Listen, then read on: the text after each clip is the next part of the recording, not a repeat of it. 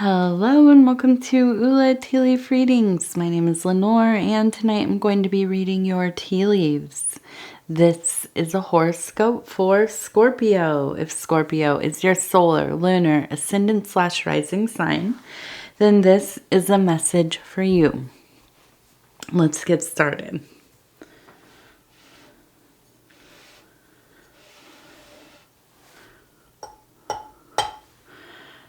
Okay, here we go. Let's see, what do these tea leaves have to say? All right. I hope you all are doing well. Getting to the very end of my night. I'm excited to get to bed soon. All right.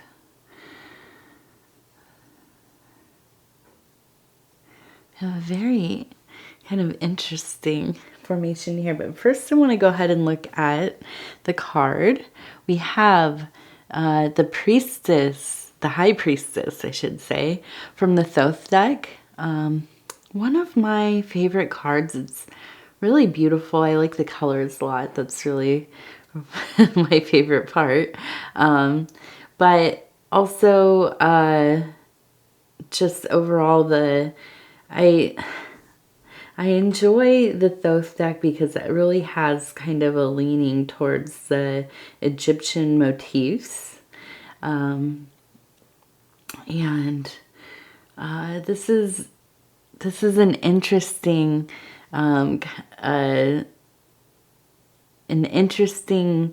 high priestess, in my opinion. Usually they look a little bit more sleepy, maybe I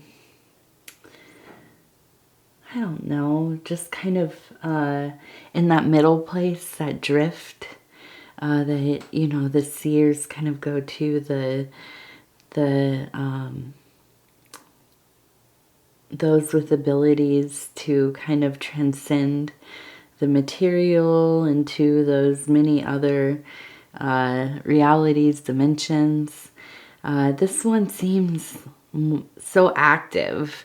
It kind of almost reminds me of a posture of the the Oracle of Delphi. This kind of hands extended. I like those kind of turn of the century paintings of all of the enchantress and seers and oracles and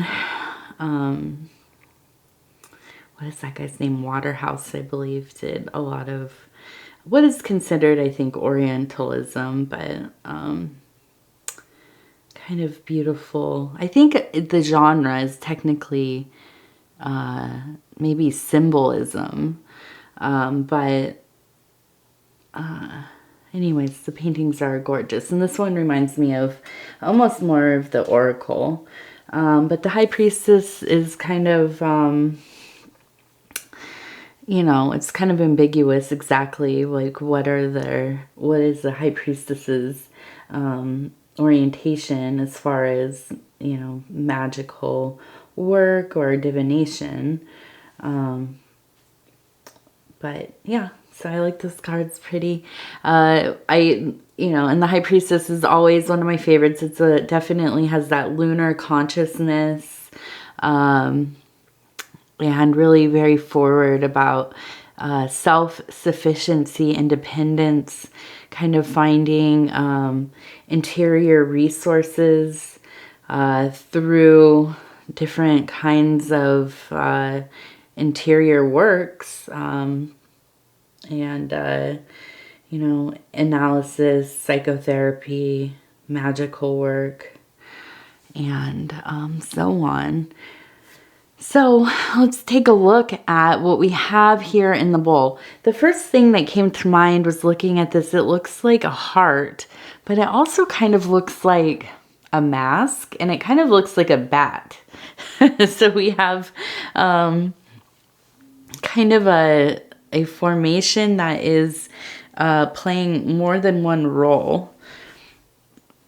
And so I think that the size of this heart in this location, that's kind of this psychic, emotional space on the rim of the cup, it leads me to believe, Scorpio, that you are very much in a place of self-love. I think that you are feeling very secure in your decision making in regards to kind of protecting your inner peace. I know that we've been talking about this movement towards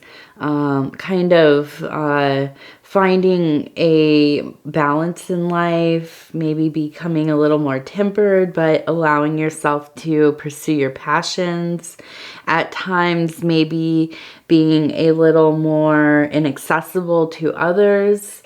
And I think that you're just going really along with this thinking, and it's starting to really come together for you in that you are kind of reclaiming your power deeply. I think you have a lot of time and space that's been freed up just by kind of cutting yourself off from the tedium of other people's problems and, the entanglements of social life. And having the space and time to kind of really connect with yourself, to really kind of activate those center spheres for yourself. And I think that it's really becoming a very confident endeavor for you.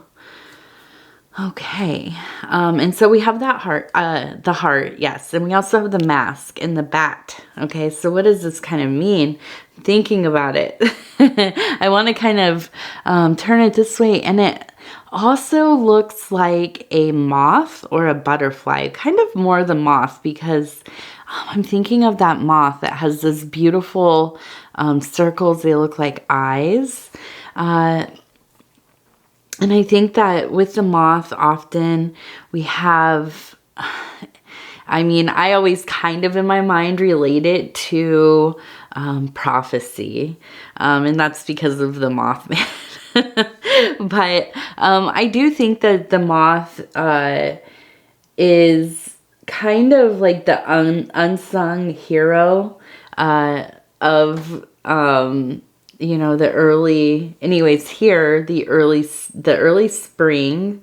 They're the first to show up before all of those other beautiful bugs come out. They are, in my mind, they kind of usher in this transformation from the deep, deep cold to those warmer, little kind of pulses of life arising. I also think of the moth as kind of just a very neutral, middle way, kind of humbled energy, right? They're beautiful. A lot of them are as beautiful as butterflies, but they are often kind of like demoted for some reason because they're moths, and not these like super, some of them are really colorful, but they're not as colorful usually. And I feel like their presence is, it seems like there's more of them more often. So when we see a butterfly, it's like, oh, a very special moment. When we see a moth, it's kind of like, oh, okay, there's a moth. But they're consistent. They're so like hardy and I think that it's a very lucky sign when we find a moth in our home, or especially in our portals, which are our doors or windows. And they bring good luck with them, and a sign of life in the home, right? And so I think that these things are all good news. Don't turn them out too quickly. Now we do have the mask and the bat. The bat, definitely one of my more favorite creatures. I don't get to see as often as I used to. I'm not outside too often at dusk, and the bats must be out by now, but I haven't seen one since last year. And I'm gonna take a drink here. Get some tea. My mouth is getting dry. They are often, in my opinion, in my experience as far as symbols go, they are that beautiful kind of night side creature. They are not unlike birds. They bring, you know, kind of messaging from those who have passed. But these are kind of the carrier of dreams. Sometimes not the dreams we want to have, but they do bring important messages, important kind of downloads of knowledge and understandings. These are our teachers. And oftentimes we are kind of repulsed by the most potent bringers of wisdoms and knowledge, or the teachers that we have, or often, you know, there's just, we want to relate to our teachers as though they were family members. But sometimes we have a teacher who is just, I mean, they just feel dreadful, you know. They just feel maybe tedious, or, you know, complicated, not as exciting or as beautiful or as enchanting as, or motherly or fatherly or whatever it is that like the favorite teachers are. But sometimes those teachers, and I remember a few of them from my childhood, who were stern. They were maybe a little, you know, strict, and there wasn't, you know, there wasn't anything about them that really brought you in so much. But I do know that I learned a lot from them, because these are often people who, against the push of their students, the energy of kind of being ignored by many, they had such a passion for teaching, for, you know, bringing this evolution into people's lives, just, you know, little tidbits, and kind of planting the seeds, and just very dedicated and studious, and you know, honestly, probably some of the people that you know, in retrospect, you think, oh, what a what a treat of a person. But, you know, really, the lasting effect is there, and they're kind of like, it's kind of like that idea of interacting with somebody in your life. Oftentimes it would be kind of the archetype of like the unhomed, the vagrant, somebody who is an outsider in society. They don't have, you know, necessarily like the social skills, maybe. They're not very charming. They might be kind of harsh or brash. And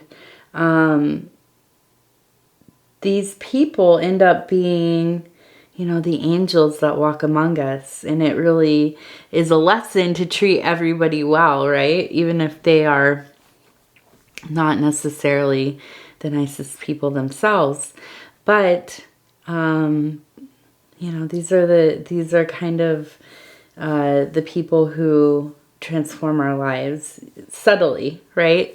And so I kind of relate this to this kind of archetype of the bat, something that is kind of not necessarily fully terrifying, although I know some people are very terrified of bats and the mythology of them. But I think most people, it's just kind of like, you know. But I think that these are definitely creatures that bring us, you know, the important dreams. You might think of them as kind of flying overhead, sprinkling little dream dust on us. I don't know how well that would go over for most.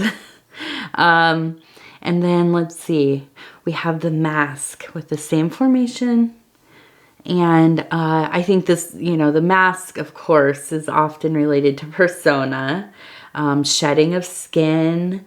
When a mask becomes apparent, right, oftentimes that's part of the work. We peel off these layers, and it's one kind of persona after another, one you know, outward facing personality or coping mechanism or whatever you want to call it, after another. And as we do the work and try to get through some of these things, they fall away. And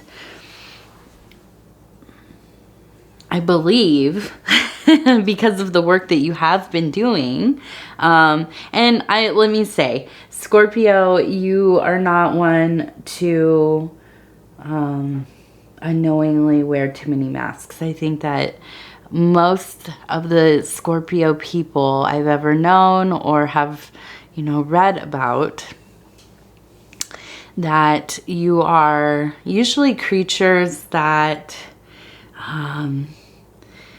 you know, are very intelligent and use your understanding to your advantage. And that's not to say that you are putting on masks and, you know, taking advantage of people.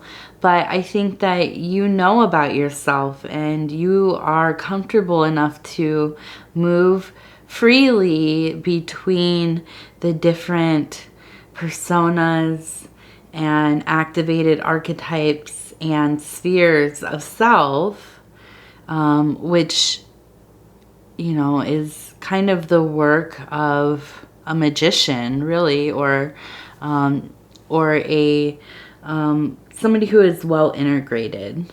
Okay, and so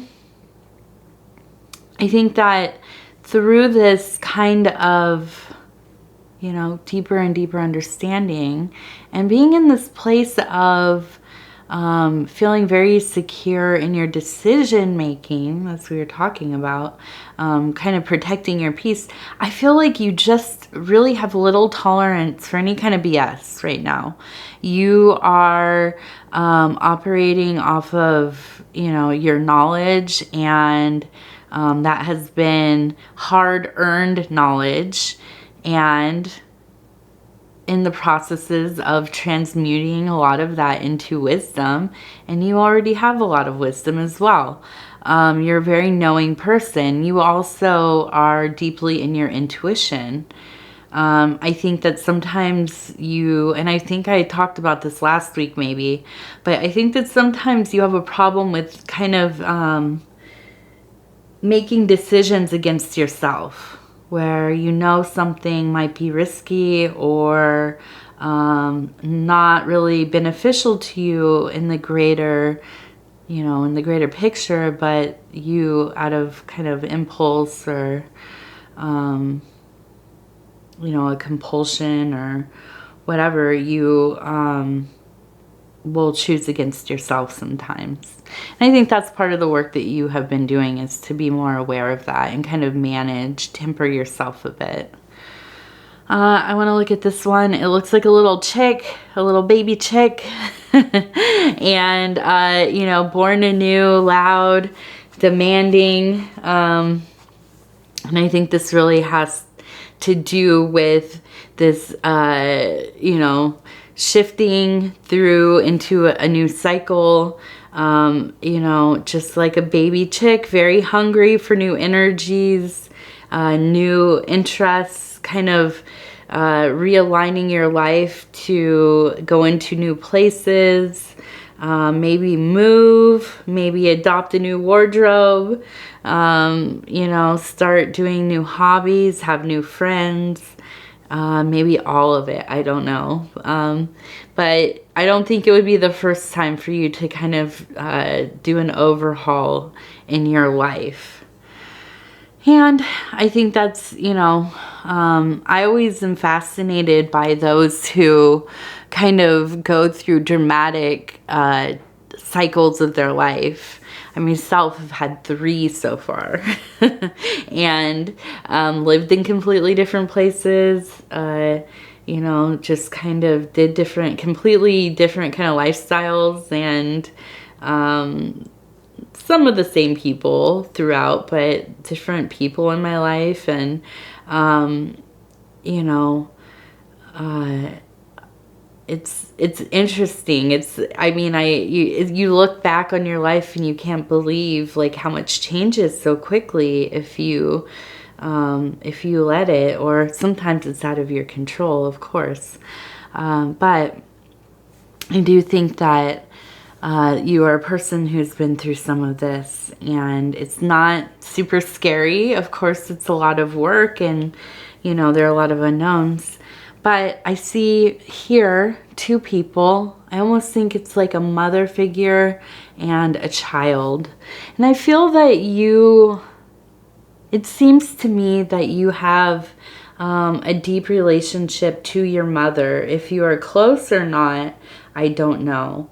But I think that your mother is probably the most influential person in your life.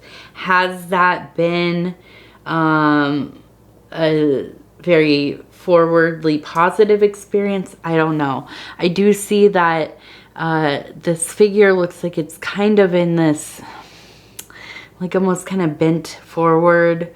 I feel that maybe your mother had a hard life. She struggled. And maybe things weren't ideal.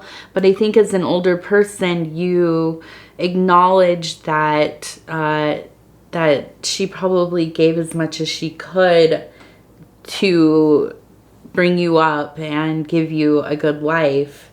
You know, were there problems? Maybe. Of course, we all have problems with our families and things. How difficult that was, or what were the problems, I don't know exactly. It seems like it could have been pretty hard at times.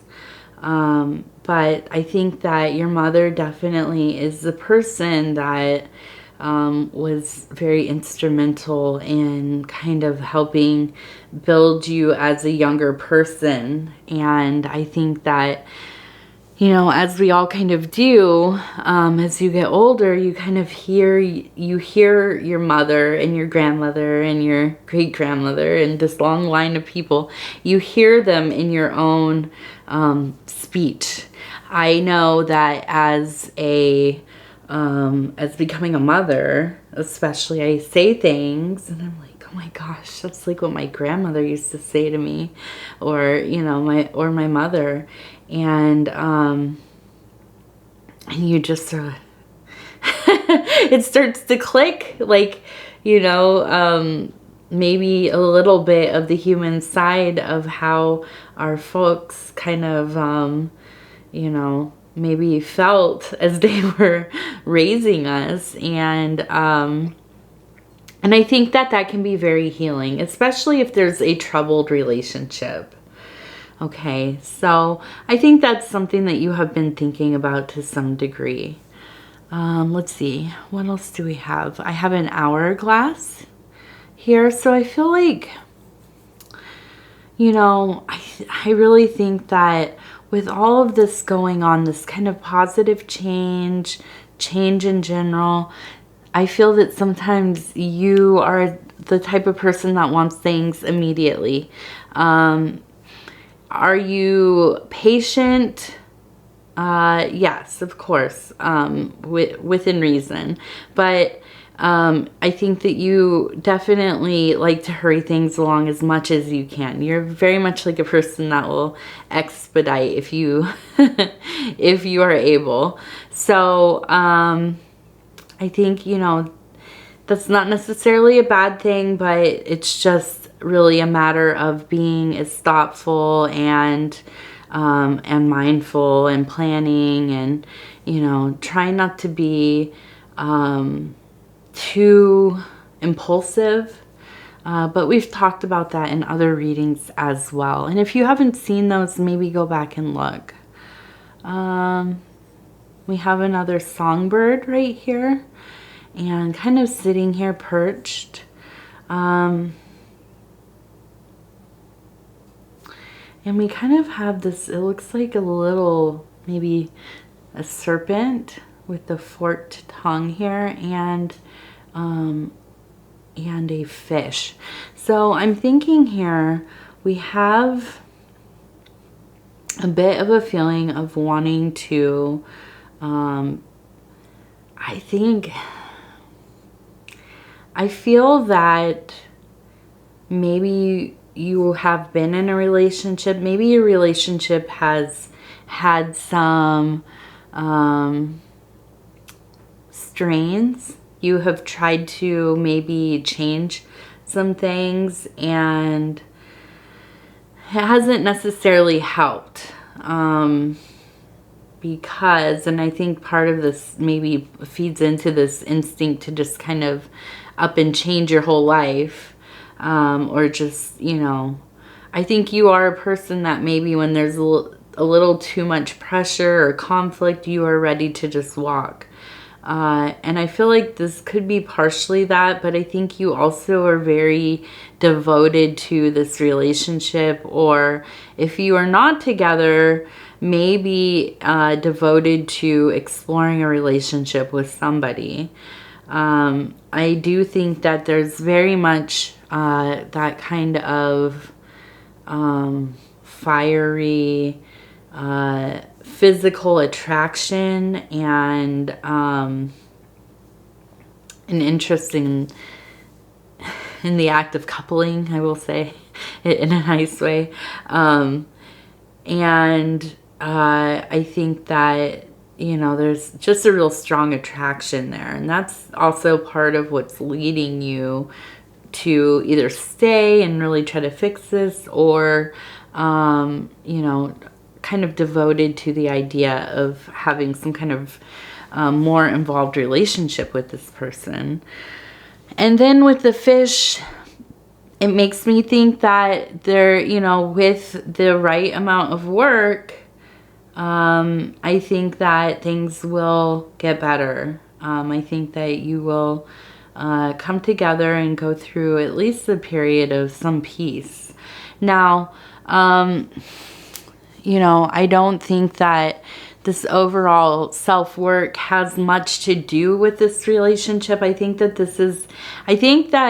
Scorpio, you are pretty good at compartmentalizing your life in some ways, your self-work, your work, career, making money and resources, and your romantic life, and probably your family life. You're pretty good at having things spread apart.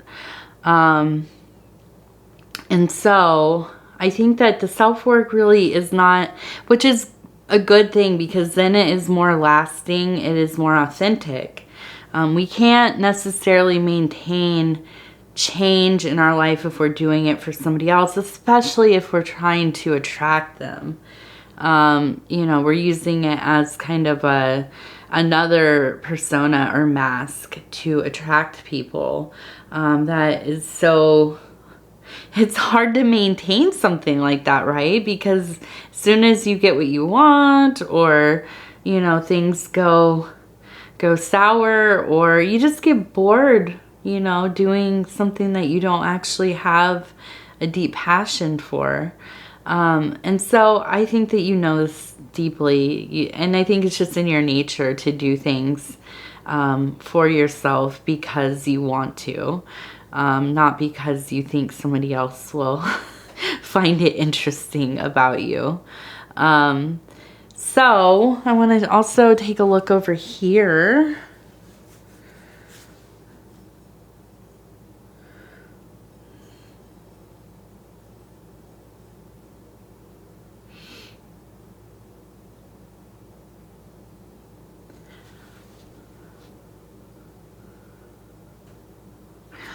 So I almost kind of wonder if you get this impression of maybe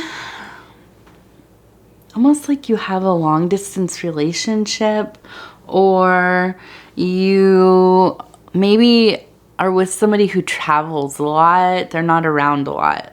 But I see that there's this distance, but coming together to kind of be together, to at least see each other. And if it's somebody that you're married to, or you know, have a long-term relationship with, again, I think maybe they travel a lot, or you know, there's just so much going on that you don't spend a lot of time together. But I think coming up that you will make time and you will be together. And it seems like it almost looks like touching nose to nose. So I think this will be kind of a happy engagement, a happy affair. And you will enjoy each other for sure. So I think that this will be happy. This will be a fun time to kind of celebrate your relationship together with each other, and for you too. It seems like it will be something where you'll have time to be together alone.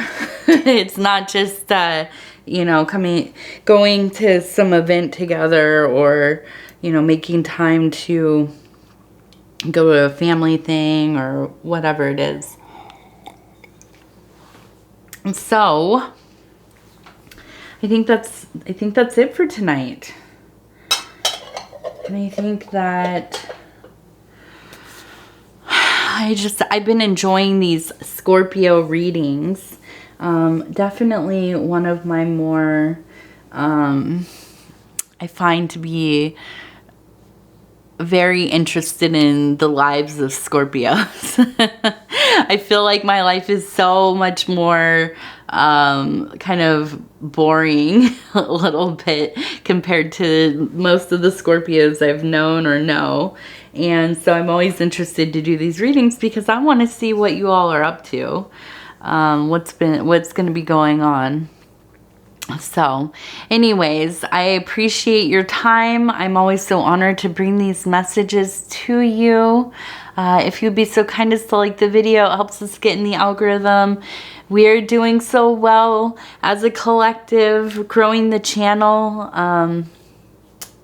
1% at a time. We are definitely getting close to 7K. I think we are maybe by tomorrow.